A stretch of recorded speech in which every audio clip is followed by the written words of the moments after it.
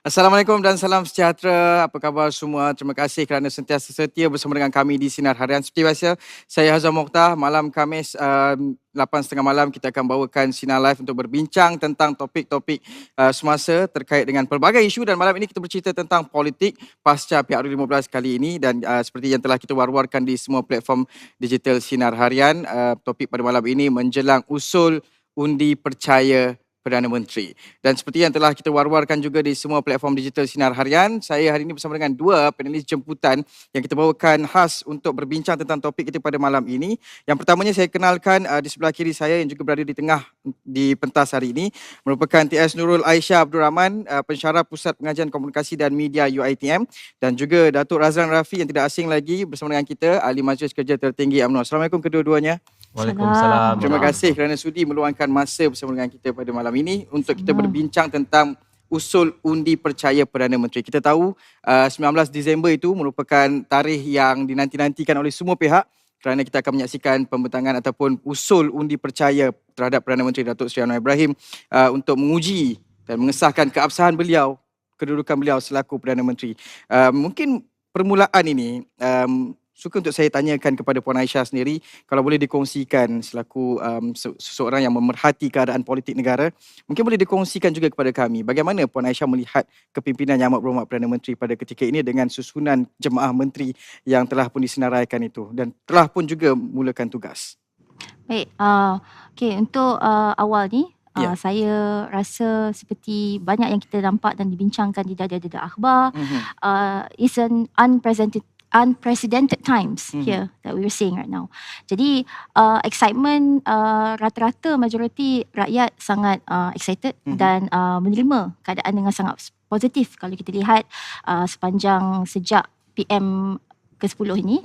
Nampaknya kalau perbincangan di diskurs dalam media sosial sebagai contoh, semuanya orang kata positif dan menyambut baik apa saja polisi ataupun yang telah dilakukan setakat ini. Sebagai contoh, even kita tengok bagaimana PM boleh bercakap tentang OOTD masa awal-awal itu kan, dan sentimen dan suasana semuanya sangat positif saya rasa. Dan juga polisi-polisi yang macam hari ini tadi kita dengar PM melucutkan jawatan pelantikan politik serta-merta. Jadi ini juga antara langkah-langkah yang dilihat sebagai sangat positif dan selari dengan ethos ataupun pandangan PM sendiri, iaitu reformasi institusi yang disebut dan diwawarkan sebelum ni. Jadi nampaknya dia seperti setakat ini walking the walk, talking the talk. Okey. Baik, itu pandangan Puan Aisyah, tapi kali ini kita ada MOU antara parti-parti sokongan dalam kerajaan itu sendiri. Adakah boleh kita klasifikasikan ianya lebih kurang sama seperti MOU yang ditandatangani antara kerajaan dan juga pembangkang, dan adakah akan diwujudkan juga MOU antara kerajaan perpaduan ini dan juga pembangkang pada ketika ini? Saya rasa ini satu langkah yang memang patut diambil lah adanya, sebab kita macam kita katakan tadi, dia satu keadaan yang sangat kita nak elakkan yang luar jangka tadi tu. Kita nak elakkan yang luar jangka tadi tu sebab ujungnya mungkin ada yang liar ke, satu dua ke, kita tak tahu. Jadi dengan adanya MOU tersebut dapat mengekang keliaran yang bakal berlaku. Jadi ini kita boleh melihat sebagai satu langkah yang sangat positif lah. Bercakap balik tentang mewujudkan kestabilan itu demi national interest, above your own political party interest. Jadi saya rasa harus ada dan harus disokong. Harus disokong. Harus Ini disokong. satu kita katakan sebagai satu perbincangan yang positif dan kita boleh katakan juga ada beberapa gambaran-gambaran seperti akan adanya langkah-langkah seperti mana yang disebutkan oleh Datuk Razlan sebentar tadi. Tetapi saya akan bertanyakan kepada Datuk Razlan selepas ini kerana kita akan berehat sebentar, kembali selepas ini.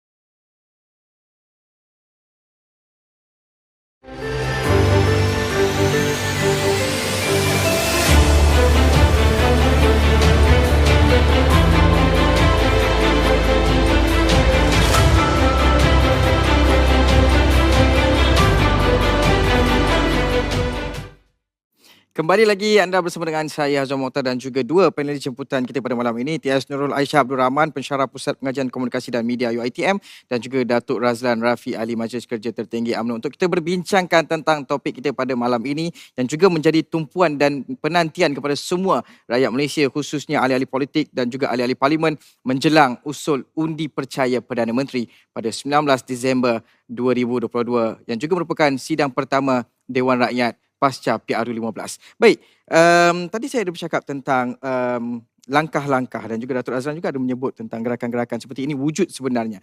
Dan pasca PRU15 lalu kita juga menyaksikan ada beberapa gerakan-gerakan yang mungkin menimbulkan pelbagai pertanyaan. Datuk Razlan pun dah tersenyum di situ. Kita melihat individu-individu, gambar-gambar individu-individu yang berpengaruh dalam arena politik negara tersebar di media sosial dan dikatakan ada perjumpaan sulit dan sebagainya. Walaupun telah dinafikan, tetapi masih juga sentimen seperti itu berlega di luar sana. Bagaimana Datuk Razlan memandang sekiranya benar wujud usaha ataupun gerakan-gerakan seperti ini pada ketika ini?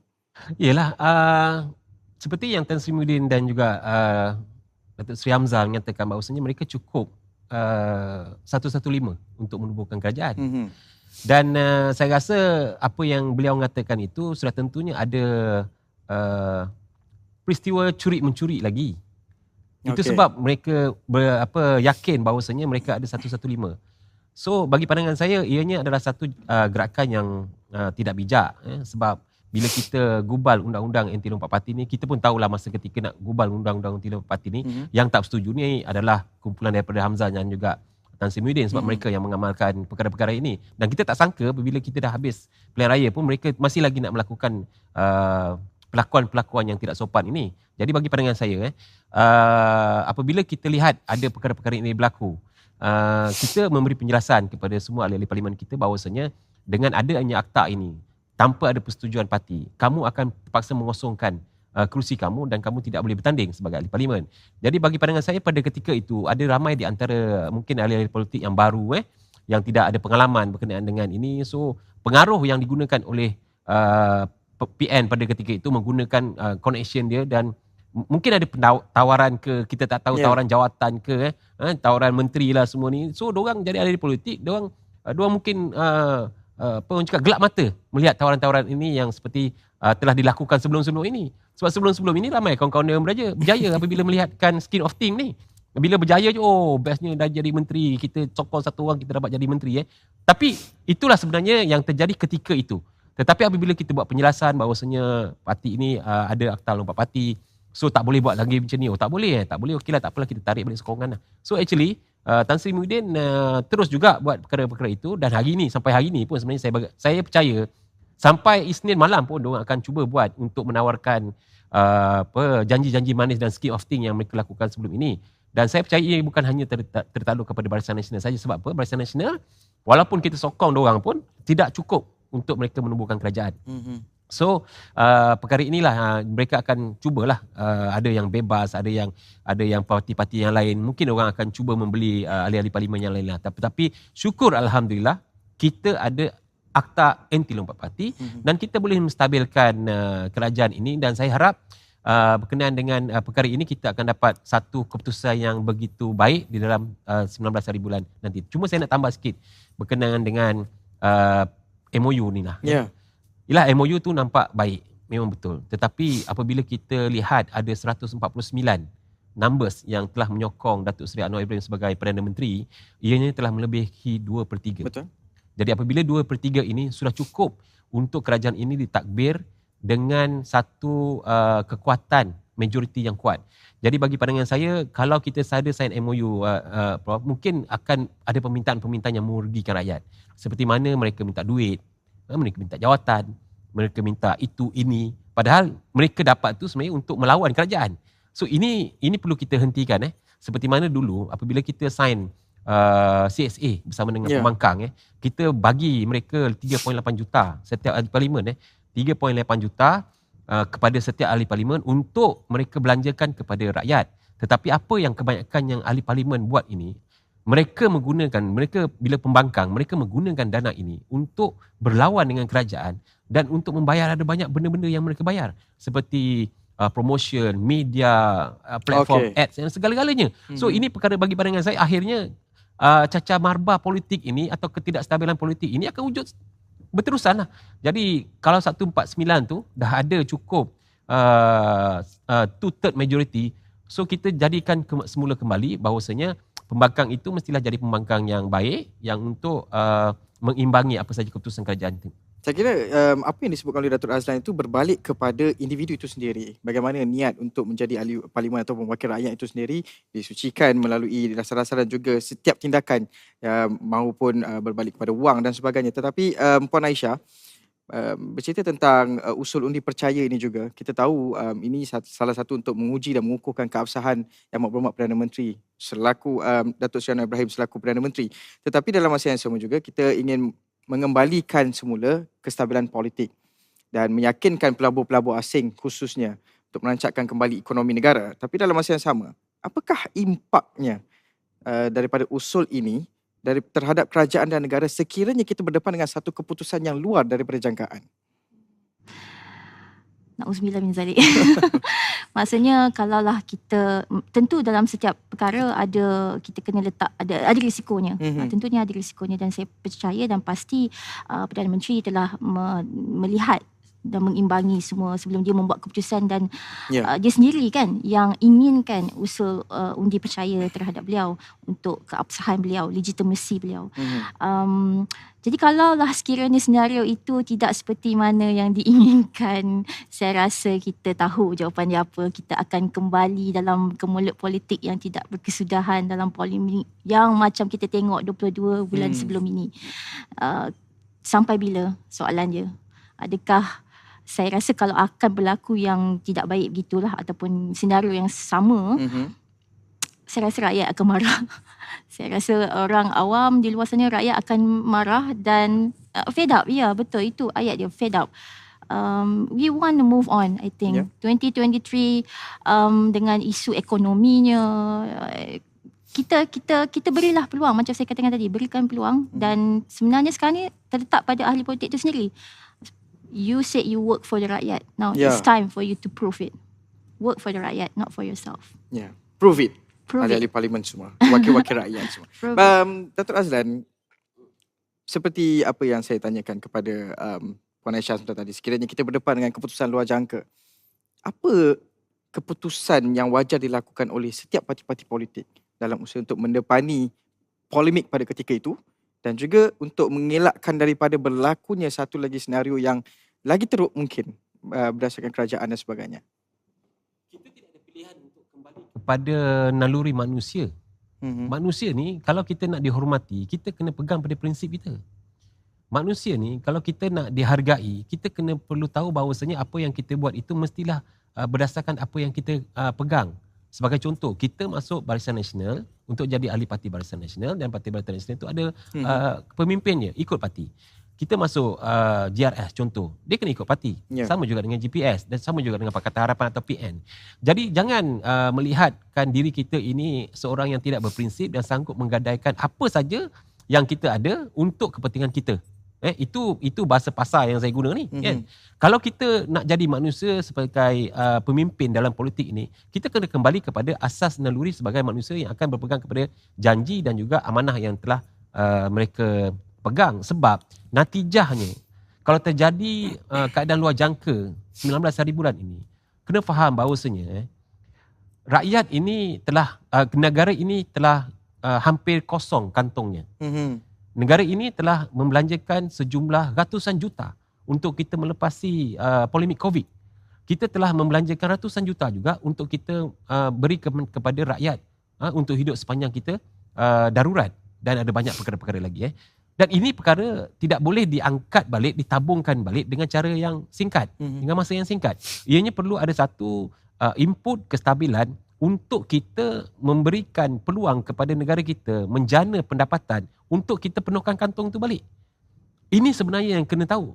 Dan apabila terjadinya perkara ini, sekiranya terjadi sekali lagi, kena faham bahawasanya negara Malaysia tidak mahu jadi seperti negara Greece yang bankrupt. Kita tak nak terjerumus kepada satu negara yang tidak mempunyai duit atau kemampuan berbelanja apabila cukup tempoh. So ini adalah perkara-perkara yang di depan mata. Adakah kita nak pilih tentang kehidupan rakyat di depan mata ini untuk melepasi ekonomi kita di tahun hadapan, dan juga kita tahu bahawasanya kedudukan ekonomi kita, kewangan kita yang tidak cukup untuk menampung subsidi minyak dan segala-galanya, dan tidak mempunyai pun income yang banyak dari segi sudut hasil bumi kita. Adakah kita nak meneruskan perkara ini? Ya, memang kita berpolitik, kita boleh berpolitik, tetapi apabila kita melihat natijah rakyat akan menderita pada tahun depan sekiranya kita buat untuk 19 hari bulan ini, adakah kita seorang yang bertanggungjawab? Bagi ahli-ahli politik sebagai Barisan Nasional, saya UMNO sebenarnya, dan juga Barisan Nasional, bagi pandangan saya, kita dapat keputusan. Dan kita tahu bahawasanya keputusan ini adalah untuk kepentingan rakyat. Kita tahu bahawasanya kita 30 saja. Kita 30, kita tak minta pun jadi Perdana Menteri. Dulu PBBM 18 je dia minta jadi Perdana Menteri, dia minta macam-macam. Itu pasal yang lain pun marah. Jadi ketamakan sifat itulah sebenarnya akan tidak akan menunjukkan satu kestabilan di dalam kerajaan. Tetapi bagi pandangan saya kali ini ada Perdana Menteri daripada Pakatan Harapan, ada Timbalan Perdana Menteri daripada BN, dan juga ada GPS, dan juga ada juga menteri-menteri yang pembahagiannya cukup cantik bagi pandangan saya. Dan tidak ada alasan untuk parti-parti ini menolak, sebab kita parti-parti kecil. Kita kena faham bahawasanya majority mesti lead the minority. Kita jangan jadi macam PBBM. Mereka minority nak lead majority. Itu pasal ada banyak perkara-perkara yang mereka buat semasa 22 bulan itu tidak dapat satu kata putus yang baik. Kalau katakanlah orang nak, contoh dulu saya minta sikit lah berkenaan dengan ekonomi ni. You bayangkan dulu 22 bulan dia jadi je kerajaan, dia cancel semua projek-projek ni. Projek-projek international, projek-projek yang mempunyai kepentingan negara-negara luar, projek-projek yang mempunyai kepentingan orang B40 pun dia orang cancel. Seperti mana orang pencuci pembersihan sekolah dan sebagainya. Jadi nasib baik perkara ini, dan kita dah ingatkan jangan buat radical move. So alhamdulillah hari ini kita lihat setakat hari ini yang dibatalkan hanyalah projek-projek yang tambatan banjir, yang itu kita perlu menilai, kita boleh tengok, mungkin kita ada masa lagi setahun untuk kita mengkaji sebelum kita buat satu sistem tambatan banjir yang terbaik dalam negara kita. Dan yang lain-lain tak usik so far. So okey, alhamdulillah. Dan juga perberhentian kepada ahli-ahli parti politik di dalam GLC dan juga GLSC dan juga agensi-agensi kajian yang lain. Kena faham bahawasanya ini adalah perkara yang diberhentikan untuk kita review balik. Ya, betul. Review balik semua-semua ini. Jangan pula nantikan rakyat kat situ, nantikan dia kata, oh hari ni kita lantik balik orang politik sebagai pengurusi. Memanglah kena lantik orang politik sebagai pengurusi. Sebab ada di antara perkara-perkara itu yang pentingnya ada kepakarannya untuk orang politik duduk di dalam itu untuk memberi input kepada politik untuk kita menggerakkan GLC. So itu jangan kita momokkan perkara itu pula kan. Kan ada yang duk cakap kat luar agak dia tak faham. Dia ingat kita ni lepas ni Anwar dah tamatkan ni, tak adalah jadi orang politik lagi. Bukan. Dan Pakatan Harapan pun tak menjanjikan perkara itu. Ya, betul. Ada banyak sumbangan orang politik ini, ahli-ahli parlimen ini, di dalam kerajaan, di dalam GLC, untuk kita sama-sama membangunkan sesebuah GLC itu. Dan ini adalah merupakan kepakaran mereka dan juga pengalaman mereka yang bersama dengan rakyat. Contoh, kita ada 9 orang ahli lembaga pengarah. Okay? 9 orang, 7 orang itu adalah academician ataupun bekas-bekas penjawatan awam, atau ada lawyer, okey dekat situ. So 2 orang itu adalah mungkin orang politik. Sebab apa? Sebab input politik itu perlu. Kalau tidak ada input politik, JLC ini tidak tahu, tidak akan ada satu orang cakap orang cakap blok, satu rangkaian yang terputus. Apabila ada dasar kerajaan yang dah diputuskan untuk dilaksanakan perkara-perkara ini, JLC tak sambut. Bila JLC tak sambut, itu pasal tak boleh melakukan segala-galanya. Dan inilah penting sebenarnya apabila kita kena faham benda ni. Saya percaya ianya akan dilantik dengan mengikut kepakaran masing-masing. Bukan takkan orang politik ni tak ada paper, tak ada degree ke, tak ada PhD ke, ramai kan. Tapi mereka juga mempunyai kepakaran dari segi sudut pengalaman mereka. Mereka ini berniaga, mereka ini bekerja, mereka ini mempunyai pengalaman puluhan tahun kadang-kadang. So inilah patut yang kita raikan untuk menyumbang semula kepada pembikinan negara. Ya, betul. Dan Puan Aisyah, ada beberapa senario yang boleh terjadi ketika usul undi percaya nanti. Sepertinya mana-mana ahli parlimen tidak mengikut kata parti ataupun arahan daripada ketua whip dan sebagainya, tidak hadir. Itu semua boleh dilakukan untuk mengelak daripada turut serta dalam pengundian itu sendiri. Dari sudut perlembagaan itu sendiri, mungkin sedikit sebanyak Puan Aisyah boleh jelaskan apakah simpulan yang bakal terjadi terhadap status ahli parlimen itu sendiri? Betul. Itu ada beberapa senario kemungkinan tu.